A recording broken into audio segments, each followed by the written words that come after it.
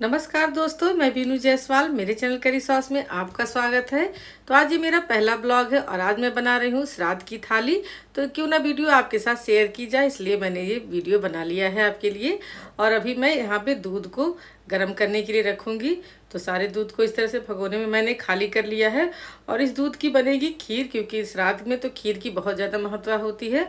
तो इस तरह से हमने साथ ही साथ मैं क्लीनिंग करती रहती हूँ स्लैब की, क्योंकि जब भी दूध वगैरह गिर जाते हैं तो मैं इसे हाथों हाथ पोंछ देती हूँ।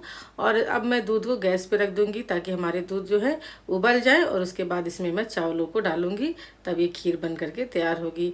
अभी मैं कद्दू की सब्जी बना लेती हूँ। तो यहाँ मैंने कद्दू को कट कर लिया है और चने को भिगो लिया है। ये काबुली चना है और इसकी खट्टी मीठी सी एक सब्जी तैयार करूँगी मैं। तो चलिए इसको फटाफट से बना लेते हैं। तो कुकर को मैंने गैस पे चढ़ा दिया है और अब हम इसमें डालेंगे पचफोरन। तो यहाँ मैंने बिना लहसुन प्याज के मैं श्राद्ध का खाना बनाती हूँ। तो यहाँ मैंने हल्दी मिर्ची पाउडर लिया है और पचफोरन लिया है और कुकर में मैं तेल डाल दूंगी और ये पचफोरन भी डाल दूंगी।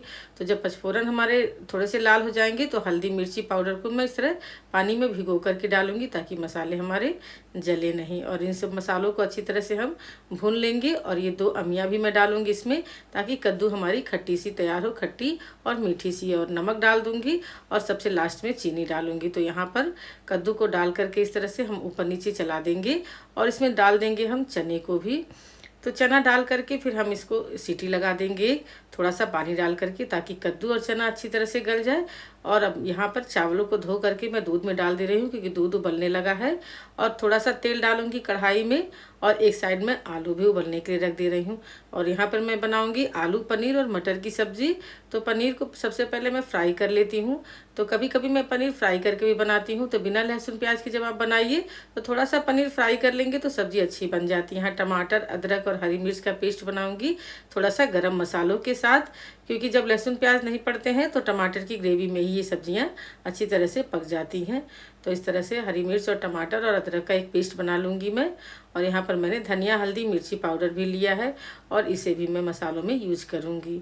तो यहाँ पर मैं इसको भिगो लूँगी ताकि मसाले हमारे अच्छी तरह से फूल जाएँ। तो यहाँ धनिया, हल्दी, मिर्चा भी मैंने ले लिया है और फिर अब हम पनीर को फ्राई करके निकाल लिए हैं। तो यहाँ पे पनीर फ्राई हो चुका है और यहाँ पे मैंने टमाटर का पेस्ट, मसाले सब एक साथ डाल दिए हैं इसमें। और थोड़ा सा पानी धो करके भी डाल दूंगी और इसे मैं धीमी आंच पर रख दूंगी। और ये धीमी धीमी मसाले बहुत अच्छी तरह से भून करके तैयार हो जाते हैं। आलू हमारा उबल चुका है और यहाँ पर कद्दू की सब्जी में सीटी आ चुका था, तो मैंने ठंडा होने के लिए रख दिया था। और अब ये कद्दू हमारे बहुत अच्छी तरह से गल गए हैं, आप देख सकते हैं।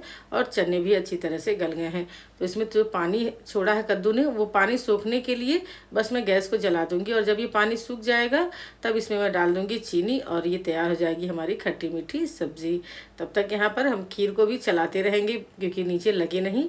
और ये मैंने धोई को भिगो दिया था, क्योंकि श्राद्ध का खाना जो होता है वो बिना धोई के कंप्लीट नहीं होता है। धोई का एक आइटम तो ज़रूर से ही बनता है बड़े। तो यहाँ पर धोई को मैं इस तरह से जार में ट्रांसफ़र कर लूँगी और फिर इसमें मैं डाल दूँगी थोड़े से खड़े मसाले, हल्दी। और इसका एक पेस्ट बनाऊंगी, हल्का दरदरा ही रहेगा, ताकि बड़े जो होते हैं हल्के दरदरे से ही पेस्ट बनते हैं। तो यहाँ पे खड़े मसाले, काले मिर्च और हींग डाल करके, थोड़ा सा पानी डाल करके मैं इसका पेस्ट बना लूँगी और पेस्ट को ट्रांसफ़र कर लूँगी एक बोल में। तो अभी इसकी जो है बड़े हम बाद में तलेंगे, सबसे पहले हम सब्जी बना लेते हैं। तो यहाँ पे मसाले हमारे भून चुके हैं। तो यहाँ पर मैंने आलूओं को भी छील लिया है जो उबल चुके थे। तो यहाँ पर अब ये मैंने लिया है फ्रोजन किए हुए घर के मटर। तो मैं हर सीजन में करती हूँ, जो आप मेरे चैनल में इसका तरीका देख सकते हैं कि कैसे मटन फ्रोजन किया जाता है। तो अभी मैं सब्जियों को एक बड़े भगोने में ट्रांसफ़र करूँगी, क्योंकि कढ़ाई हमारी छोटी पड़ जाएगी इन सब्जियों के लिए। तो यहाँ पनीर डाल दिया है मैंने, मटर डाल दिया है और अब कट करके आलूओं को डाल देंगे। यहाँ मैं रफली कट करके डालूंगी आलूओं को, क्योंकि जब भी बिना लहसुन प्याज के मैं मटर पनीर की सब्जी बनाती हूँ तो उसमें थोड़े से आलू डाल देती हूँ, ताकि ग्रेवी हमारी अच्छी तरह से गाढ़ी हो जाए। यहाँ पर कद्दू की सब्जी का पानी बिल्कुल सूख गया है और मसाले हमारे अच्छी तरह से भून भी गए हैं। तो अब इसमें मैं 1 कटोरी चीनी डालूंगी और इसे मैं मिक्स करके इस तरह से 5 मिनट और पकाऊंगी, तब उतार लूंगी। तब ये सब्जी हमारी अच्छी तरह से पक करके तैयार है। चीनी डालकर इसे बहुत देर तक नहीं गैस पे पकाना है, बस 5 मिनट पकाना है। मसाले हमारे भुन गए हैं, गैस की फ्लेम मैंने बंद कर दिया है और अब हम सारे मसाले को थोड़ा सा पानी डाल करके इस भगोने में पलट लेंगे ताकि अच्छी सी ग्रेवी भी बन जाए। तो अभी इस तरह से हमने चला लिया। देखिए सब्जी हमारी भी पकी नहीं है और थोड़े से मैश करके आलूओं को मैं डालूंगी, इससे ग्रेवी हमारी गाढ़ी हो जाती है। ये एक ट्रिक है, जब आप बिना लहसुन प्याज की सब्जी बनाएं तो ग्रेवी को गाढ़ा करने के लिए आलूओं को थोड़ा सा मैश करके डाल दें। यहाँ पर नमक डाल दूंगी मैं और इसे अब रख दूंगी गैस पर मैं पकने के लिए सब्जी को। तो हमारी सब्जी जब तक पकती है तब तक हम देख लेते हैं कि हमारी कद्दू की सब्जी पक गई है और इसे मैंने ट्रांसफ़र कर लिया है एक बोल में, जो कद्दू की खट्टी मीठी सब्जी बनती है। तो यहाँ पर जीरा साबुत और नमक डाल करके धोई को हम इस तरह से फेंटेंगे, जो मैंने पीस लिया था। एक साइड से फेंटेंगे ताकि अच्छी तरह से एयर भर जाए और ये हमारे बड़े तलने के लिए तैयार होती है। देखिए पानी के ऊपर फ्लोट कर रहा है, तो ये तलने के लिए तैयार है। और सरसों का गर्म तेल किया है मैंने और इसमें मैं बड़े को तल रही हूँ। हमारे यहाँ सरसों के तेल में ही बड़े तले जाते हैं। तो यहाँ पर बड़े को इस तरह से तल करके दोनों साइड से गोल्डन ब्राउन करूँगी। खीर हमारा तैयारी हो गया है। तो इस तरह से पहले हम इस बड़े को निकाल लेते हैं एक थाली में, जबकि ये गोल्डन ब्राउन अच्छी तरह से हो चुके हैं। तो यहाँ मैंने थाली में निकाल लिया है बड़े को और हम दूसरे बैच को भी इस तरह से डाल देंगे और तलने देंगे।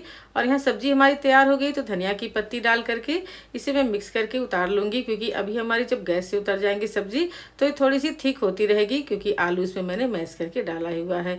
तो सब्जी हमारी तैयार हो गई है। तो यहाँ पर बेसन का एक आइटम जरूर रहता है श्राद्ध की थाली में, तो मैंने यहाँ रिक्वच बनाना है। तो फिर मैंने यहाँ बेसन ले लिया है, चावल का आटा ले लिया है एक बोल में, और उससे पहले खीर हमारी तैयार हो गई है। तो इसमें डाल देंगे हम छोटी इलायची को कूट कर और मेवे को कट करके डाल देंगे और इसे मिक्स करके मैं इस तरह से भगोने को उतार लूँगी गैस से। तो हमारी खीर तैयार हो गई है। और अब मैं दूसरे पैन में देसी घी गरम करूँगी, थोड़े से खड़े मसाले डालूँगी और इसमें डाल दूँगी मैं धुले हुए चावलों को। 1 मिनट तक इसे भूनूंगी और फिर इसमें डाल दूँगी मैं पानी, मटर और नमक और इसको सीटी लगा दूँगी। तो ये हमारे मटर पुलाव तैयार हो जाएंगे। और उसके बाद हम चलिए अब तैयार करते हैं रिकवच को। तो यहाँ पर हल्दी, मिर्ची पाउडर, जीरा पाउडर, काली मिर्च, हींग ली हूँ मैं। तो इसमें लहसुन का प्रयोग मैंने इसमें भी नहीं किया है। नमक डालूंगी, खटाई पाउडर डालूंगी और एक अच्छा सा बैटर बनाऊंगी इसका इस तरह से। तो ये बैटर तैयार हो चुका है और अब इसे हम रिकवच के पत्ते पर इस तरह से लगा देंगे। तो जब ये इस तरह से लग जाते हैं तो बन जाता है इसका एक अच्छा सा रोल। और ये रिकवच की रेसिपी मेरे चैनल पे आपको मिल जाएगी। तो इस तरह से रिकवच भी मैंने बना लिया है और इसे कट करूँगी। और मैं इसे उबालती नहीं हूँ, इसे डायरेक्ट ही मैं गरम गरम तेल में तल दूँगी और ये बहुत ही क्रिस्पी बन करके तैयार हो जाते हैं। तो इस तरह से तेल में मैंने डाल दिया है रिकवच को। और दूसरे साइड में मैंने यहाँ पैन गरम किया है और यहाँ पचफोरन लाल मिर्च डाल करके इसे गुलाबी करूँगी। इसमें डालूँगी नमक और इसमें डालूँगी मैं चीनी और पानी और खटाई। ये बन जाएगा हमारा डगरौना, जो मेरी दादी सा की रेसिपी है। और इसको मैं बनाती हूँ जब भी श्राद्ध की थाली बनाती हूँ। तो देखिए हमारे रिकवच भी बन करके तैयार हो गए हैं और हमारा बगल में खट्टा मीठा पानी भी उबलने के लिए तैयार है। और जब इसमें एक उबाल आ जाएगा तो इसमें मैं ये जो तले हुए बड़े को डाल दूंगी और ये बहुत ही टेस्टी तैयार होते हैं पानी में सोख करके। और ये खट्टी मीठी सी बड़े की रेसिपी तो ये तैयार हो जाती है श्राद्ध की थाली के लिए। तो इस तरह से भी आप बना सकते हैं। और इसे डगरौना कहती थी मेरी दादी सास। तो इस तरह से मैंने उन्हीं से ये रेसिपी सीखी है और ये बनकर बहुत टेस्टी तैयार हो जाती है। तो मेरी नंदे आ चुकी हैं और उन्होंने संभाल लिया है मेरा किचन। तो एक ने आटा लगा लिया है और एक ने तलना शुरू कर दिया है पूड़ी। और बचे हुए बेसन में मैंने थोड़े से आलू और शिमला मिर्च को काट करके भजिया तल ली है। और ये एक आइटम और तैयार हो गया मेरी श्राद्ध की थाली के लिए। तो यहाँ पर हम हंसी खुशी खाना बना रहे हैं और बातें भी कर रहे हैं। तो ये दोनों जब आ जाती हैं तो मेरा किचन संभाल लेती हैं और मैं हो जाती हूँ फ्री। तो अब मैं फटाफट से पितृ के निमित्त थाली निकाल लूँगी। तो यहाँ पर मैंने एक थाली में यहाँ खीर निकाल लिया है और सारे पकवान को मैं इस तरह से निकाल लूँगी। और ये पितरों के निमित्त निकलता है श्रद्धा से। और उसके बाद इसे मैं गाय को खिला देती हूँ और मैं सारे जीव जंतुओं को भी आज खाना निकालती हूँ। और कुछ गरीब बच्चों को भी मैंने बुला लिया है, उन्हें भी मैं खिलाती हूँ खाना, क्योंकि मेरा मानना है कि गरीबों का पेट भरना ही सच्ची श्रद्धा से श्राद्ध होता है। तो यहाँ पर मैंने चूड़ा दही भी थोड़ा सा रख दिया है, जो श्राद्ध में हमारे यहाँ थाली में जरूर रखा जाता है। और पूड़ियों को रख करके और ये पितरों के लिए निमित्त मैंने थाली निकाल दी है। और उसके बाद इन सारे खाने में हम सब मिल करके फैमिली मेम्बर्स इसे खाएंगे। तो इसी तरह से मैं हर साल मनाती हूँ श्राद्ध। और यही तरीका मुझे समझ में आता है अपने पितरों को अपनी श्रद्धा समर्पित करने का। तो ये मेरा पहला ब्लॉग है आपके लिए, और इसमें कुछ कमी रह गई हो तो आप प्लीज़ इसे इग्नोर करिएगा। और मेरे ब्लॉग कैसा लगा आपको ये कमेंट सेक्शन में मुझे ज़रूर आप बताइएगा। ये है मेरी नंद की बेटियाँ, ये है आरोही और ये छोटी वाली जो है वासवी। ये दोनों बहुत प्यारी बच्चियां हैं और ये कैमरे पे आना चाह रही थी और आपको हाय भी बोल रही हैं, तो मैंने इन्हें कैमरे पे ले आया। और ये मेरी दोनों नंदे हैं जो बिल्कुल कैमरे पे नहीं आना चाहती, तो मैं आपको बाकी फैमिली मेम्बर से मिलाती हूँ। और ये हैं मेरे नंदोई जी जो मुस्कुरा रहे हैं यहाँ बैठ करके, और ये हमारी फैमिली मेम्बर जीनिया, और ये है हमारी सासू माँ, और यहाँ आ गई हमारी प्यारी सी फिर से आरोही। तो इसी के साथ ब्लॉग में एंड करती हूँ, और आपको ब्लॉग कैसा लगा कमेंट सेक्शन में ज़रूर बताइएगा, ताकि मैं और भी ब्लॉग आपके लिए लेकर आती रहूँ। और इसी के साथ नमस्कार।